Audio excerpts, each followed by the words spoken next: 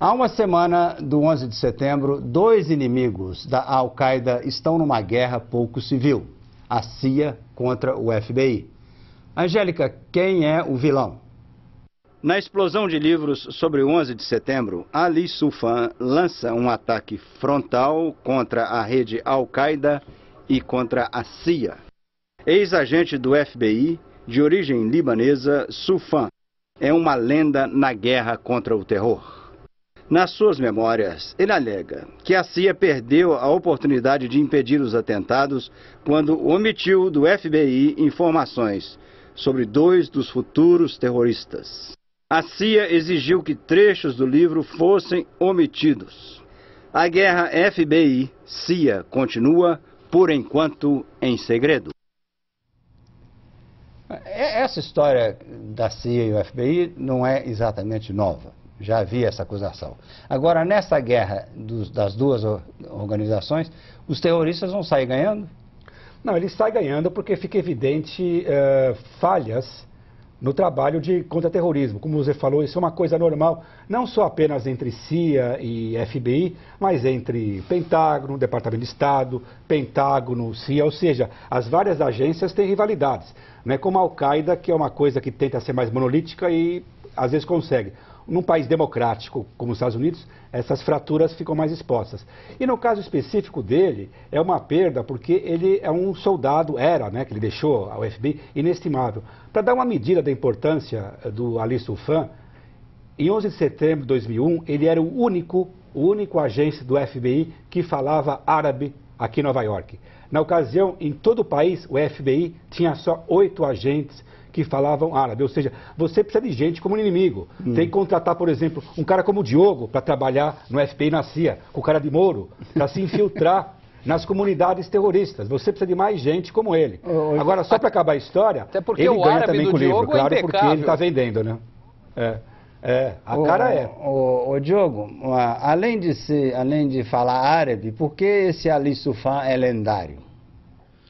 Você explicou na tua matéria, Lucas. Ele se atribui, há muito de autopromoção nisso, mas ele e os amigos jornalistas dele dizem que ele próprio, Ali Soufan, teria impedido os atentados de 11 de setembro caso a CIA tivesse compartilhado as informações que tinha a respeito dos terroristas da Al-Qaeda.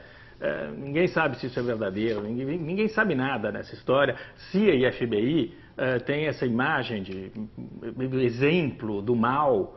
Na verdade, eles são repartições públicas em que o que determina a ação é a incompetência, a corrupção, é tipo Detran e Funasa. Não é nada além disso. No caso do livro do Soufan, a CIA se cobre de ridículo, porque eles fizeram uma série de censuras ao livro, mas tirando o pronome pessoal, trechos inteiros que não estão cobertos mais por sigilo, porque foram já foram explorados nas várias comissões de inquérito parlamentar. Então é tudo uma palhaçada e mostra só o despreparo dessas agências para manter a segurança dos Estados Unidos. Ricardo, o FBI não tem uma tão má imagem quanto a CIA. Será que algum dia, em algum país do mundo, fora dos Estados Unidos, a CIA vai ter uma boa imagem? Que não seja tão esculhambada como essa que o Diogo pintou? Eu não acredito, e se tiver, ela vai estar prestes a morrer. O objetivo da CIA não é ter uma boa imagem fora dos Estados Unidos. O objetivo da CIA é sua auto-perpetuação e ter uma boa imagem, o que depende de ter uma boa imagem dentro dos Estados Unidos. Nesse sentido, eu concordo plenamente com o Diogo que CIA, FBI, mesmo Departamento de Estado, Pentágono, tudo isso não passa de uma máquina estatal que vive do nosso medo. E para viver do nosso medo, ela tem que fazer coisas que vão desagradar fora e de alguma forma insuflar o medo interno. Então duvido que um dia ela vai ter uma boa imagem fora, mas o FBI também não tem uma boa imagem fora dos Estados Unidos, não. Agora, Caio, um dos poucos grupos otimistas nesse país, nesse momento, são os muçulmanos. Enquanto 72% dos americanos acham que o país vai de mal a pior, 56% dos muçulmanos acham que o país vai bem, embora eles se queixem de espionagem da polícia, FBI. Por que os muçulmanos estão felizes? Tá bom, o Diogo e o Ricardo avacalharam dos Estados Unidos, eu vou falar bem dos Estados Unidos.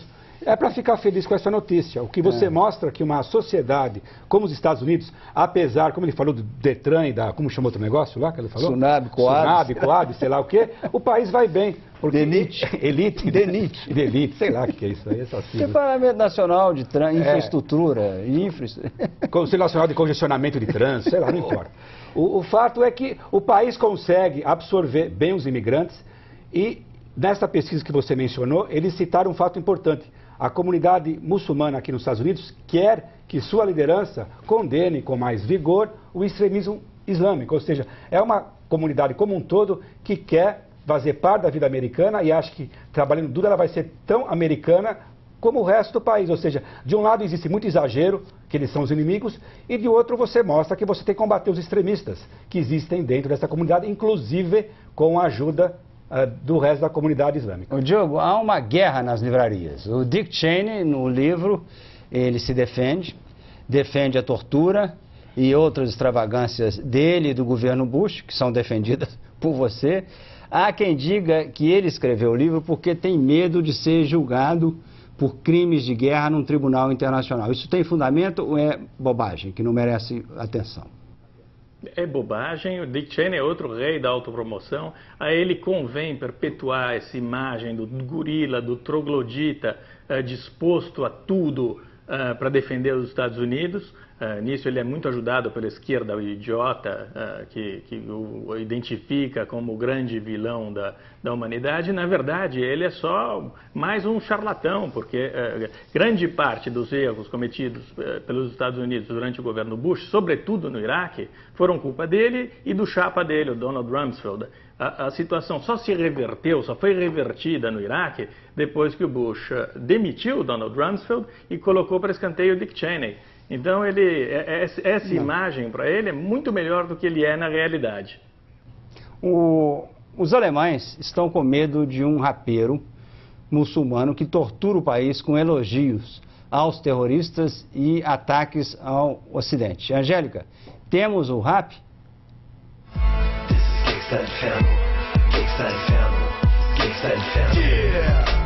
Damit nicht genug, euer Image ist fake, euer Leben ist Betrug, ihr könnt es alle sehen und ihr könnt es alle hören.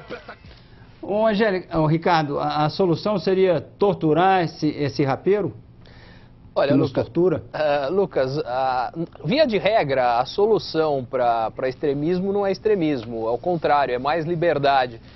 Nesse caso é óbvio que não envolve torturar o rapeiro, agora eu acho sim que a gente tem que ter leis que definem em nome até que ponto as pessoas podem inflamar e insuflar. Porque em nome da liberdade de expressão, o Ocidente muitas vezes ficou refém de deixar movimentos muito complicados.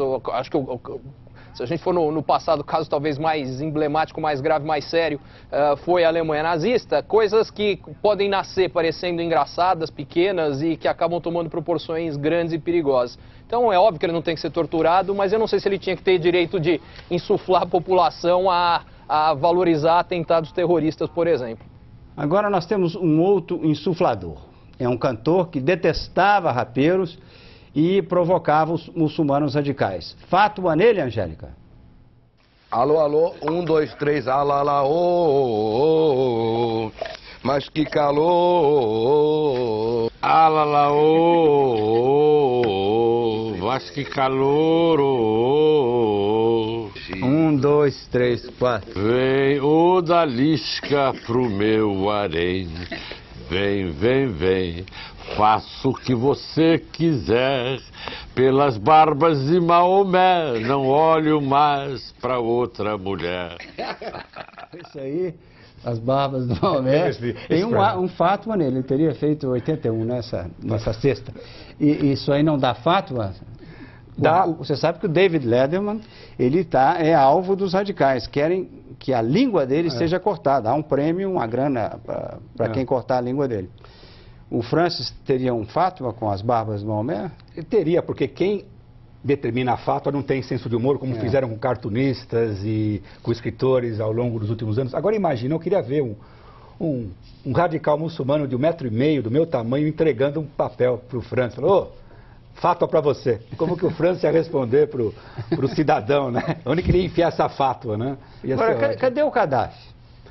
O Gaddafi, na sexta-feira, ele não tem uma fátua para a prisão dele, decretada pelo novo governo. Agora é o seguinte, está todo mundo histérico com o negócio da Líbia, que já virou uma bagunça, vai virar uma Somália. Estamos aos 2 minutos do primeiro tempo.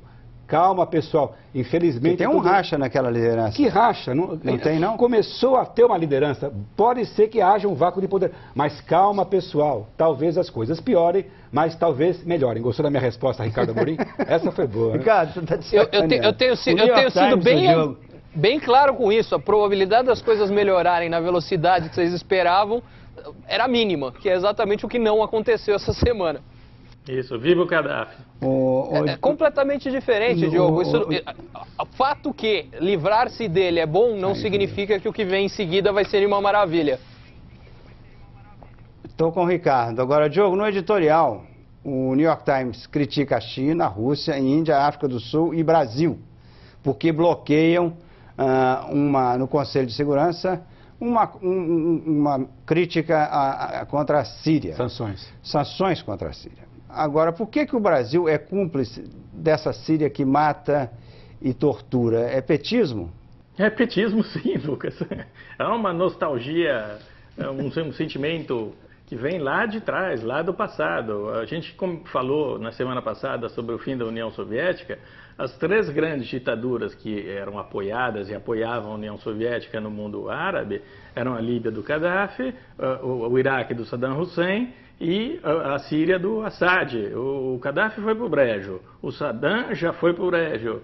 Está faltando o filho do Assad. Eles têm essa afinidade antiga, deletéria, abominável, criminosa, cúmplice, como você falou, e é fruto de um velho petismo que vai do apoio do Gaddafi ao Sendero Luminoso até as desconfianças em relação ao que vão fazer esses aí do Conselho Nacional de Transitório da Líbia. Ricardo, uma variante aqui. O exército americano está comprando combustível verde, porque quer reduzir o consumo de petróleo. Eles têm problemas lá de levar o petróleo lá para o Afeganistão. Agora, quando o exército americano compra, faz diferença. O Pentágono pode dar um impulso que o verde precisa? Ajudar é óbvio que ajuda. Se vai resolver, difícil dizer, por hora não parece. Por que não parece? Ontem acabou de quebrar uma das empresas verdes que o Obama visitou quando fez o lançamento do plano de subsídios do governo. Na realidade, por exemplo, se eles quiserem efetivamente fazer o verde funcionar, eles tinham que acabar contra as restrições de importação de etanol nos Estados Unidos. Essa é uma das medidas que estimularia o combustível verde no mundo afora. Agora, medidas baseadas em subsídio dificilmente funcionam. Caio, o exército americano consome o verde, os alemães não querem comer a Ivone. Ela tem imunidade? Angélica, ela tem imunidade? Diga. Desde maio que Ivone desapareceu da Quinta da Baviera, onde nasceu há 6 anos. Já tentaram quase tudo, armadilhas com comida, cães, rastreadores, motas, helicópteros. Mas até agora o bovino tem sido mais perto que qualquer humano. Traduz. Bem, agora, a tradução, o bovino finalmente foi encontrado e está abrigado num santuário... Final feliz. Final feliz, num serviço de proteção aos animais. O Partido Verde é muito forte na Alemanha. Eu não posso fazer uma piada porque os verdes vão ficar bravos, mas dá vontade de mandar os alemães pastarem. Mas aquela grama é boa, aquela grama não pode ser má ideia pastar, não. Não, para ela, não. Eles pastarem porque fizeram essa onda para salvar a Ivone. Agora, 2 ironias, né? Como os alemães ficaram pacifistas, e de lembrar, sem o nome, sem piada, que é muito sério, que o líder mais influente do século XX na Alemanha, ao que tudo indica, segundo as histórias, era vegetariano, né?